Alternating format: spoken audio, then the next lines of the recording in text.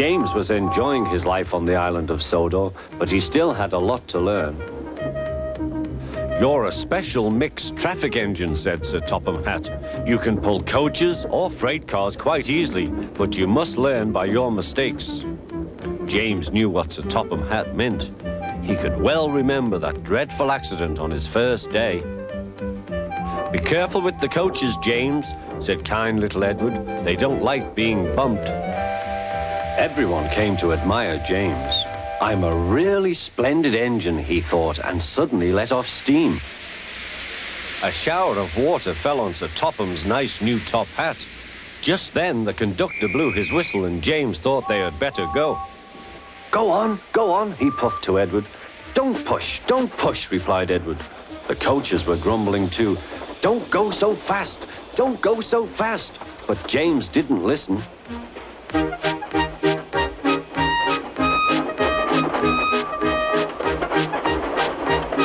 When at last they stopped at the next station, 2 coaches were beyond the platform. They had to go back to let the passengers out. But no one seemed to know about Sir Topham's new hat, so James felt happier. Presently, they came to the station where Thomas was waiting with his 2 coaches. "Hello, James," said Thomas. "Feeling better?" "That's right." "Oh, that's my conductor's whistle. I must go.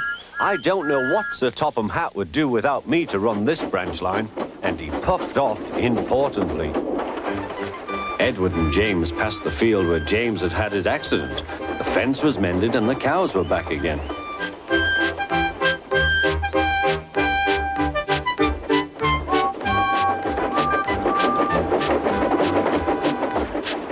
They ended their journey and rested before setting off for home. James was still wondering what Sir Topham would have to say about his new hat.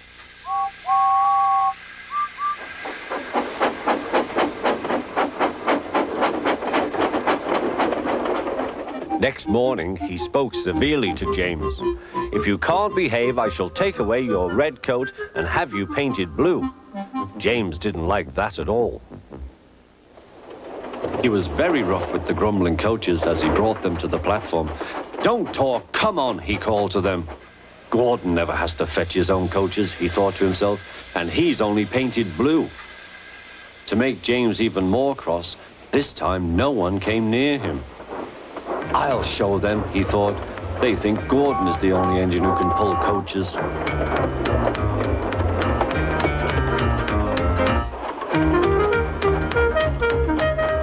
Hurry, puffed James.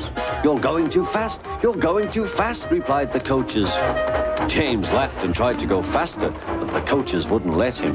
"We're going to stop," they said. "We're going to stop."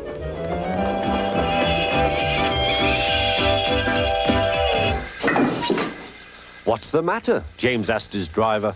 "The brakes are hauled on. Leak in the pipe, most likely. You've banged the coaches enough to make a leak in anything." "How shall we mend it?" said the conductor. "We'll do it with newspaper and a leather bootlace," replied the driver. "Well, where is the bootlace coming from?" asked the conductor. "Ask the passengers," said the driver. "You have a leather bootlace there, I see, sir," said the conductor to a smartly dressed man. "Please give it to me." "I won't," said the man. "Then," said the conductor, "I'm afraid the train will just stop where it is." The passengers all said what a bad railway it was. Then they told the man how bad he was instead. Everyone was very cross. At last he handed his laces over. The driver tied a pad of newspaper tightly round the hole in the brake pipe, and James was able to pull the train.